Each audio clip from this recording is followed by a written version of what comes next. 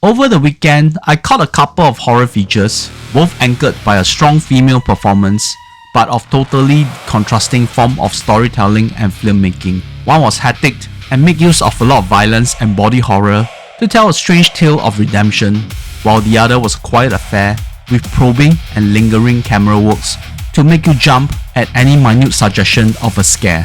In Russian director Kirill Sokolov's They Will Kill Us, we have Zazie Beetz kicking major ass since her stint as Domino in Deadpool 2 against a horde of cloak-wearing occultists who had an unyielding thirst to hunt her down as an offering for their demonic overlord. Beetz played Asia, who we saw her eluding the capture of their abusive father with her younger sister Maria. Their burly old man was too strong and too fast for the pair of sisters, and despite Asia opted for a last resort to shoot him, she could not make the escape with Maria to their promised land of New York City. Years later, Asia found that Maria was working as a chambermaid for an apartment suite called the Virgil, with an immense history written on its facade. She made her way in to reunite with her younger sister. We were given flashback of Asia being caught up with law for her gun violence and had been incarcerated in an unforgiving women prison where she learned how to fight for her survival. This was put to good use when Asia soon realized that the Virgil was an establishment that was more than meet the eyes and could be dealing with things like human trafficking or organ harvesting. In her first night at the Virgil as the newly recruited chambermaid, Asia would soon be visited during her sleep by a group of cloaked individuals who snuck into her room with the sole intention of abducting her.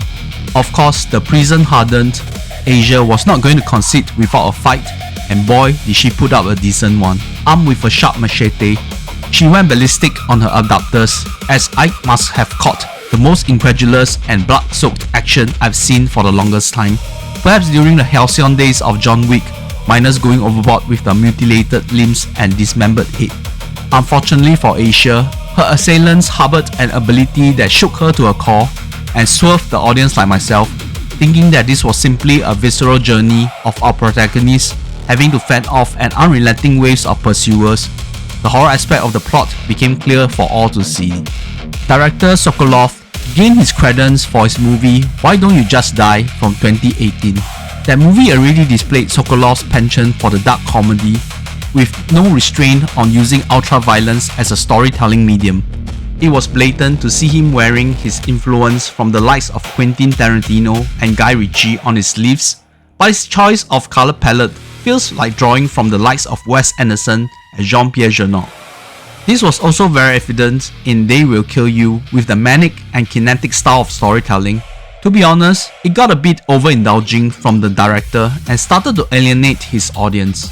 That said, I still have plenty of fun with the movie, with 3 major sequences to note.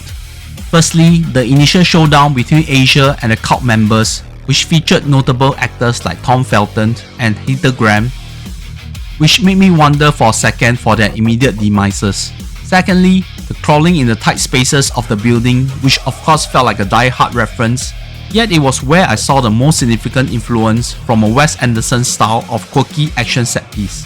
Finally, the climatic showdown at the altar, which felt offensive and being honestly cheeky at the same time. Solokov and his co-writer Alex Litvak was unabashed to tell a story of a satanic cult, with the visuals and the language to make them stand out against other contemporaries. The concept of the power of the cult would harness and the rules to follow was interesting and entertaining on how Asia was trying to spin things to her advantage. Even at the very moment it felt like she was ready to concede defeat. When I first caught the trailer some months ago, I was instantly captivated by Zazie Beetz. Her natural beauty aside, she exuded the action star quality, the gumption and grit to battle what was in front of her, even if it was from the depths of hell. Throughout the movie, Asia was not given too much room to express herself and allow Beetz to really act. She did so through her physicality and the grim demeanor against anyone who looked at her the wrong way. British actor Mihala played the grown-up version of Sister Maria. She was sort of the damsel in distress, yet possessing a lot of grievance towards her elder sister, whom she thought she could rely on for protection. Other than this main plot motivation, there was nothing noteworthy from Mihala's performance. Felton and Graham aside, Patricia Arquette had the eye-catching role of Lilith, the superintendent of the virtual and the main instigator for the whole cult thing. I rarely seen Arquette being cast in such fun antagonistic role and thought she has a nice tete-a-tete with Beats Asia throughout the movie. They Will Kill You is the first production under the Studio Nocturna, helmed by Argentine director Andy Muschietti and his sister Barbara. While the context and storytelling was wholly unlike the movies they made, it still managed to express a degree of fun through horror filmmaking. And through Muschietti, James Remar, a prominent actor in Welcome to Derry, had a role in this movie. Perhaps you just had to go and find out who it is for yourself. They Will Kill You will likely be a palate cleanser if you were knees deep in your supernatural affair and wanted a John Wick with a twist. 7.5 out of 10 is what I'm going for this movie. Undertone is a supernatural horror movie from Canadian director Ian Tuason. From the onset, we realized our protagonist Evangeline, or Evie, was doing regular podcasting show with her friend Justin, who was likely from another state in America, from the fact that Evie had to start recording the podcast at 3 in the morning, and Justin always had to get ready for work after the recording. Evie's critically ill mother was on life support and required her daughter to keep her eyes on her almost 24/7 to check on her vitals if she was still alive. Due to her commitment to her mother and the podcasting, which I suppose helped her to pay her bills, Evie was almost always homebound. But once when she did go out to run an errand, her mother was found struggling on the floor. Evie's mother was a staunch Catholic, and one of the phone calls that Evie stalked before her mother's physical ailment was about praying for her daughter. Evie was always debunking supernatural occurrences on her podcast while Justin was playing the other tune. I did read somewhere that Evie was in no way a religious person to begin with. Justin received an email from an unknown source with 10 audio recordings done by a man called Mike, whose girlfriend Jessa habitually talked in her sleep. Therefore, he decided to record what she was talking about. The numbered recording files started innocuously and became increasingly creepy, with Jessa started singing children's songs and speaking in tongue. While Evie was eager to go through all the recordings, Justin was smart to drag on for juicing the content, which also helped to tell the story of this movie. Justin also wanted Evie to listen to the reverse of London Bridge, the tune Jessa was singing in her sleep, emphasizing the hidden messages. This led Evie to go down the rabbit hole to uncover more scary messages behind other children's songs in reverse. At the meantime, she also found out that she was pregnant, and the only person in her life she could talk about this momentous event was her bedridden mother, who was barely hanging on.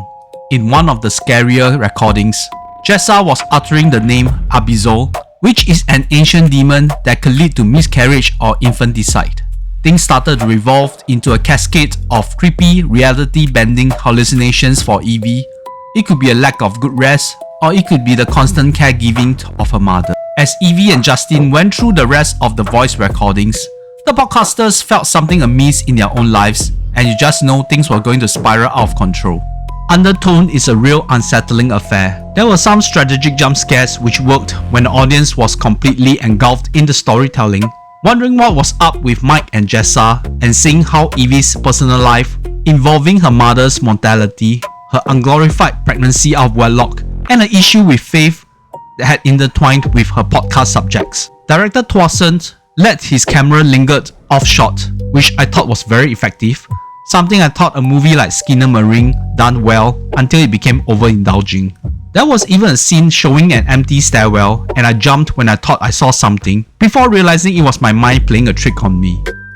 There was a review that gave a lot of credits to the sound designer and mixer to amplify the scares with what they have conjured up when normal everyday ambient sounds turned afoul. And being someone who do recording myself in the dark, so absorbed to the computer monitor, you're likely to be spooked when you heard something from your headphones, or worse still, something was lurking behind you when you least expected it. The movie was simply a solo performance from Canadian actress Nina Kirill. Her main co-star Justin only did voice performance, while there was only that much the actress playing her bedridden mother could do. Kirill gave a grounded performance, albeit nothing spectacular. I felt she was very relatable with what she does in life and the choices she had to make. This was Ian Tuason's directorial debut, but it was not hard from the movie that he had been handpicked to make the next Paranormal Activity sequel for Paramount Pictures. And this movie is a testament how not to be overindulging in your movie experimentation, so take note Carl Edward Ball of Skinner Marine fame. As you can see, Undertone is a totally different kettle of fish from They Will Kill You, and it was effective for being subtle and use sound as a storytelling medium instead of garnishing for the filmmaking. It was thoroughly a creepy watch, and I'm awarding it an 8 out of 10. This was an interesting double bill for me. Through the contrast, I derive a different kind of watching enjoyment from both films. If you like this double bill review, as always, help me by clicking the like button and share it if you can. Don't forget to subscribe while you are at it. Selmokji Whispering Water from director Lee San-min was another kind of horror experience which I hope I have shared sufficiently in my last review.